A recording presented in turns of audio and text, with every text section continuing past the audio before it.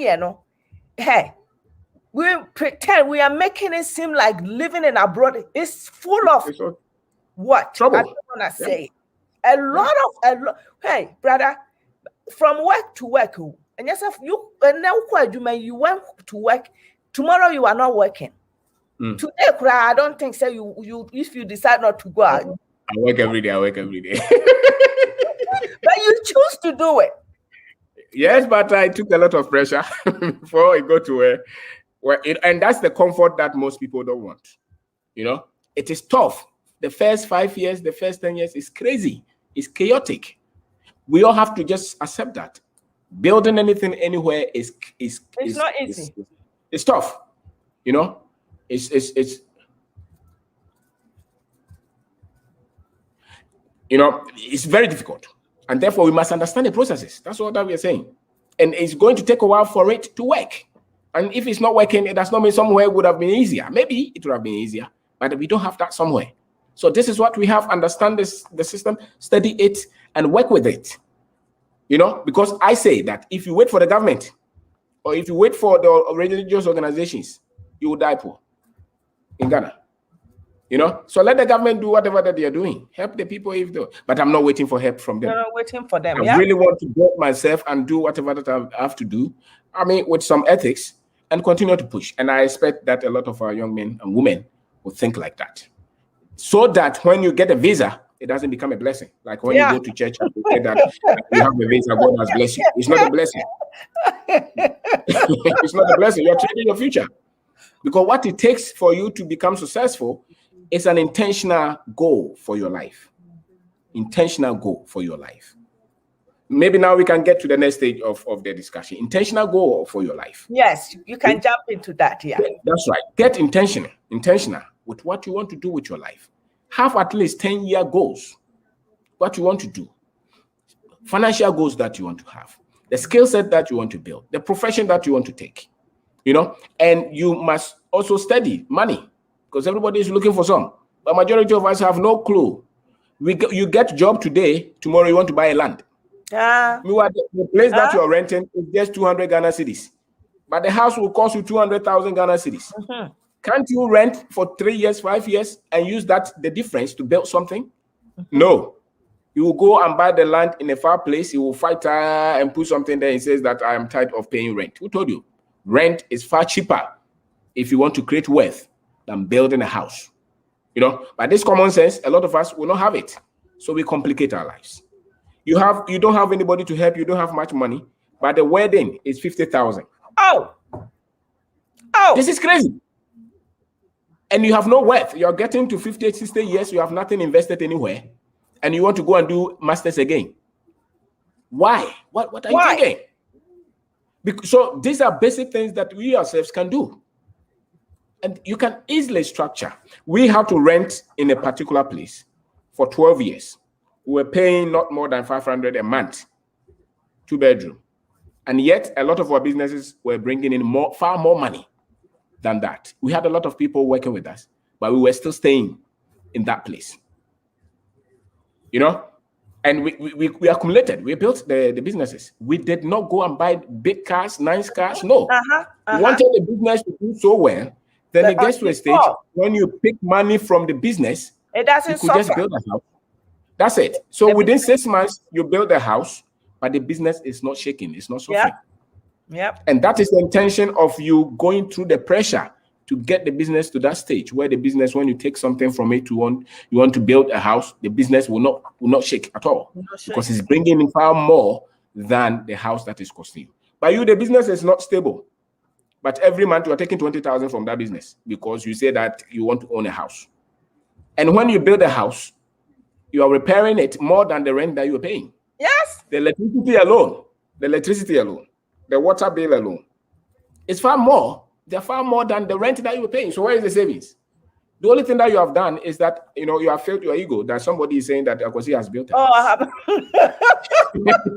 But in terms of creating wealth, that does not work. Especially when you come from a family that you don't have much, So these things, you can do them without the government's help if you have the right financial information, And a lot of these young boys will hold iPhone 2000 and he has no job. Who should tell you that? 2000 iPhone and you have no job. Go and sell something on the market, you say you're a graduate. And we were going to the market, Makola, we were buying things ourselves. And we had been to school. And we didn't care what somebody else was saying. Because that's the only thing that we had to do. And so I was not carrying the mind that my uncle should help me or my friend in the government should help me. If they don't help me, I don't get bitter. I don't even look for them. Because I so believe that I could do something for myself. You know, so it's a particular way of thinking if you want to live in Ghana. It's a particular way of thinking. And that's what, way of thinking if one yes. wants to live in Ghana. Yes. And listen, brother, can you help me here? Last, was it a day before yesterday? I made a video about group investment for real estate. I think I even spoke to you about it and things like that. And sometimes I get a feeling from people. They email me and some of them, the only question or the only thing they dwell on it is that in Ghana, somebody's going to, it's not going to be possible because somebody is going to rip you off or somebody. And then I will tell them that if a Black American will come to Ghana, they don't know anybody in Ghana. Yep. Jamaicans will come to Ghana, they don't know anybody in Ghana. Yes. If people live in Ghana and become successful, yes. Why are you doubting me? That's right. Or doubting yourself? Yes. Say you cannot do it. Yes. And that is the problem. That is our major problem. Africans and Ghanaians, that is our major problem. And it's the people who don't have any identity. It's lack of identity. We don't believe that we have something. We don't believe that we can do something. We don't believe that we can withstand the pressure, especially when you move out of Ghana. And so the negativity has been so much heightened. So much heightened. It does not matter his position in society. It does not matter his level of education. No. Those who have big comes out. Yes. Those who have degrees, they are the one that makes you feel like, what, are you kidding me? Yes. And it's part of the program. And that's what I was talking about books. Because as a matter of fact, if you look at the school, if you look at the religion, if you look at what we see in the media, what they are saying, their conditions is perfectly right. Very negative, very paranoid. Very pessimistic of their own. And the Chinese is coming here, he doesn't speak in English. He doesn't speak any English. Later you see him employing people. And you can speak the English, but you are so much blind because you are choked on the people who have cheated you. They will cheat you. It's natural. They will lie to you. They will fight you. Some of them will even take you to court. But that's what we have to endure. You know, and so nobody achieves any success. You want to be the best boxer in the world, and you don't want to be punched. You don't want to be punched. You want to win the war, and you don't want anybody to shoot you. It is not working like that. I don't know. And it's because of the school. It's because of the religion. That's what I'm talking about. So we don't know much, brother. Because of religion, this people that I'm telling you, say I get in contact with, some of them have been outside.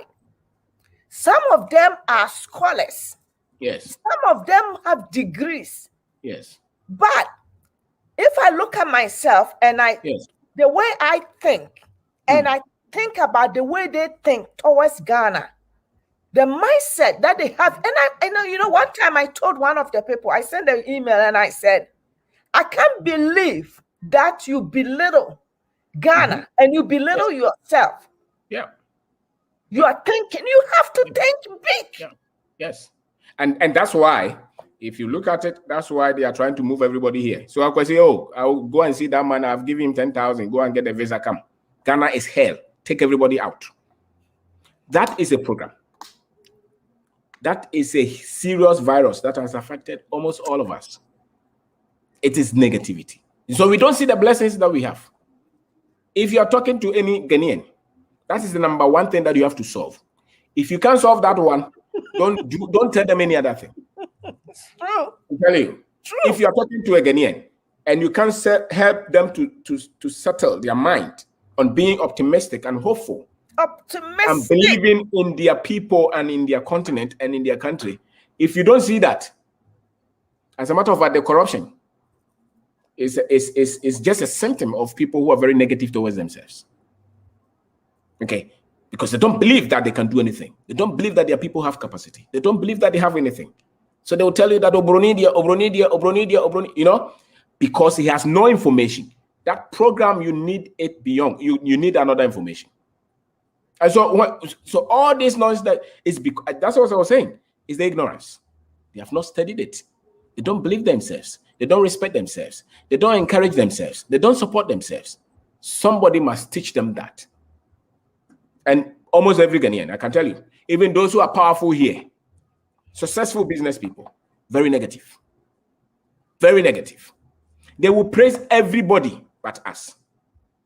They will say the Chinese are, you know, very honest people. The Indians are. I also dealt with some of them, not that honest. Oh, Americans are very. And I asked my friend. He said he did a pharma doctor something in America. He lives in America. He's always talking like that. I said, so why do they have top security systems in America if there are no thieves? You know, but measure us differently from other people, and use our negatives. Measure us like that, but don't compare it because it's in everywhere. Then in the middle of the negatives, look for the good, or look how you can manage the negatives, because everybody is trying to manage it anyway. Everybody is. Don't tell us that it's going to be perfect. It's never going to be perfect for anybody. No. But manage it.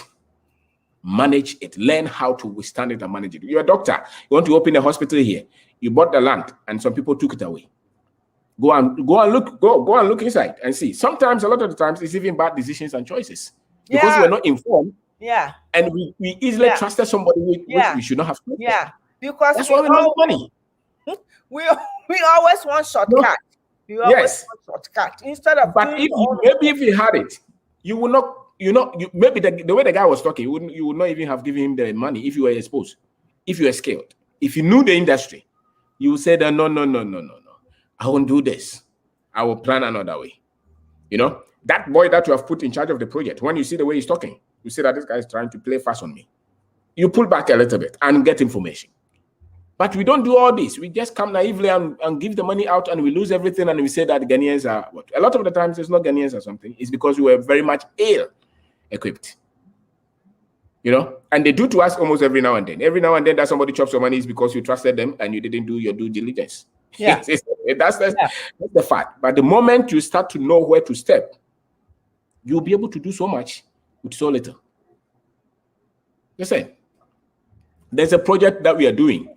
I put the team together.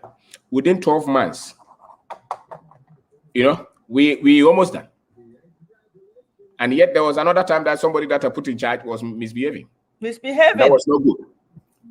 So it comes. After a while, you start to, you know, make a little good decisions. And then things work. So I don't deal with the negativity. Oh, brother, that's one thing I like. That's the reason why I like you so much, because negativity kills everything. Everything. The building manager who is building our house. Yes. This man has been in business for building for so long. Yeah. There's one particular carpenter that he's very good. He's the one who did our you know how they put the wood before the roof, the roofing sheet? Yes. This guy is so good. He's so good. Because I hear that they said those who do the wooden thing, if they are really good at, then the roofing become perfect because they put in the shape of everything. That's right, the trusses, yeah. Yes, he's good. And this guy started when they were working together. The building, our building manager saw that this guy is a little bit, like you said, conniving and whatever. Yeah. You know, he didn't sack him. That's right. what he did, like he planned Mm-hmm. another way of dealing Mm-hmm. with him, because Yes, this guy is so, and the plan that he did has forced this guy to become honest. exactly. Manage them. That's what it means. Manage them, understand their position, understand their thinking, and handle them. You don't give up on everybody like that. It doesn't work like that. You're not going to work with angels. And they have not been trained that much. I can tell you that. Yeah. And there is also pressure on them. They want to travel. They want to build. They think that they have to succeed tomorrow. And they are telling them that, when you bring money to somewhere, God will just. So there's a lot of things that are going on in their head. Now you have to help them to think as human beings, think rightly. And you have to have some patience for them. Some of them, sometimes I go, a boy gave me a bill on plumbing works. And I felt that this is too much. So I got angry. And almost all the time when I get angry, there's something in somewhere that I'm not trying to get rightly. So I told him, okay, go there. Somebody else should check me. Give me another bill.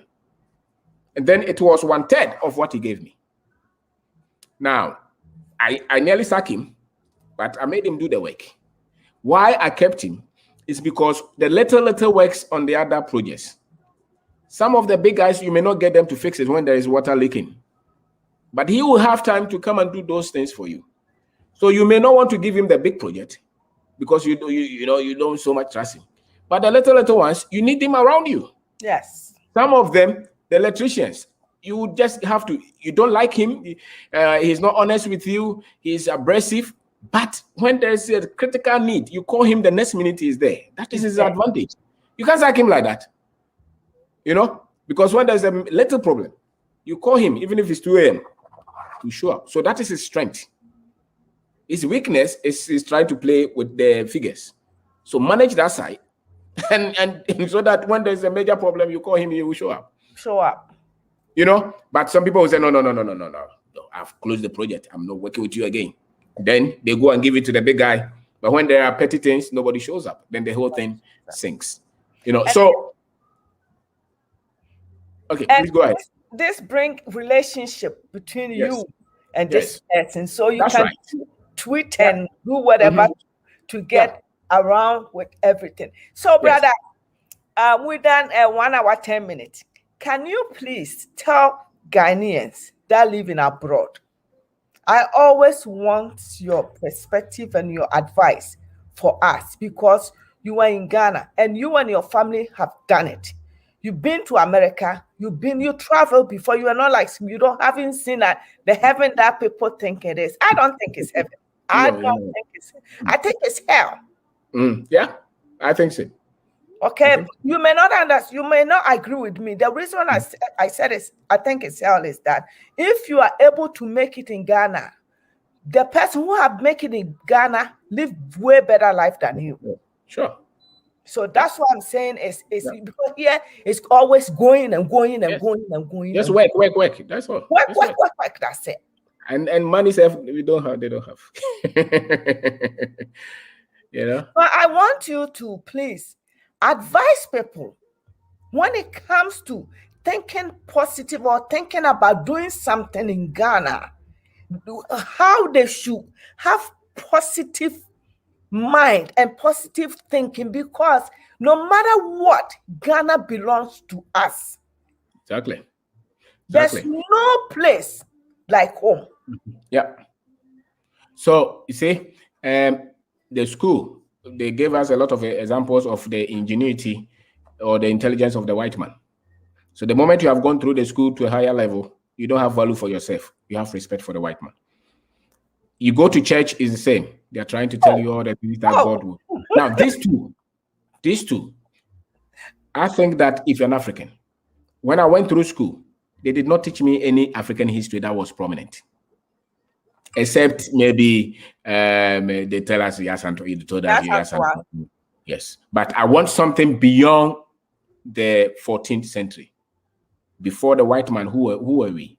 I think those informations will correct the negativity. You will start to have respect for your heritage, because people are only negative because they have no respect for their heritage. They believe that they are nothing. Okay, there is this story of somebody whose grandfather was the chief, but then they pick him as a child and he became a slave. Then along the line, somebody told him that, no, your grandfather was the chief here. Do you know how much that information did to the self-image? That's right. So when the history that you know about your heritage and yourself is wrong, you become negative and weak and frustrated. And so I would say that don't replace it with the Bible knowledge that they tell you, don't replace it. You are a Christian, no problem. I'm a Christian, I'll go to church. But the facts must be different from the religious information that they give us. Yeah. So go and get a lot of the history. Read them yourself. There are books that people can recommend. There is YouTube. Don't say that, oh, I don't like this. A lot of the African Americans have been able to withstand the annihilation from the white man. Yeah. Because of that information. Yeah. Listen, they are the most powerful to be friends with those who have the knowledge. That's right. Because that heals you. That knowledge, it heals you. What the Malcolm X, all those guys, what they taught, that is what has preserved them. We must also look for that because it's important. If you don't look for that, you will be weak. When they tell you anything good about Ghana, you say, oh, what is there? Because you don't even know yourself. You have no self-identity. You have no sense of heritage. They tell you, oh, some of us will even say that, no, I will not even give any African name to my child. No. So he's in Ghana, the names are 2 European names. It means that he's the standard. Those are all indications of the people who don't cherish what they have. Yeah. So they have no sense of history, no sense of identity, no sense of pride. And if you have no sense of pride, you will not look back to Ghana. I'm telling you. You always want acceptance from the people you so much respect, their intelligence and their influence. And that's the problem. And so most of you market anyway. Anybody that is that negative towards Africa, look at their sense of history. Just ask them, have you read any book on history? On Africa's greatness? Does it mean anything to you at all? Because all great African leaders, they are product of those. You will never see anybody who fought for Africa, who was selfless. And those who fought for Africa, a lot of them, they are not corrupt. A lot of them are not corrupt. Because they live beyond themselves. They see the suffering of their people. And therefore, they want to sacrifice themselves. People who are that strong, look for their sense of identity. And you see that these people are strong because of what they know. Nelson Mandela is there. Kwame Nkrumah is there. Any great African president or politician or teacher or doctor or anybody that you know, look for their sense, the knowledge that is here. And you see the reason why they have so much pride in Africa. It is what they know. So most of them who are negative will say that it's knowledge deficit. Go and look for that knowledge. Start to have some kind of respect for Ghana. Look for the good ones. Ask people. Start to believe in your own self again. Start to believe in your people again. Let your children visit. Your child is 25 years. He has never visited Ghana. And they don't even speak Twi. They don't even speak. The children don't speak Twi. Yes, another trouble. Yet there are so many opportunities here that child may come and see. There are so many things. So bring them. Don't cut them off their heritage and think that here is nothing. It's a lie. It is a lie. It's not now. Why are they coming? Why people keep on coming back to Africa? That's right. I may start a business. I may go through a lot of challenges. With time, it works. That's 100%. If you don't give up on yourself with time, you will, no matter all the accusations and all the things that we tell you, high interest rate, politicians are worrying you, government officials, in spite of all those, it still works. If you stay with it and you continue to learn and have that belief, and it has to be something beyond just the physical. It has to be almost a spiritual sense of purpose. Something greater than yourself.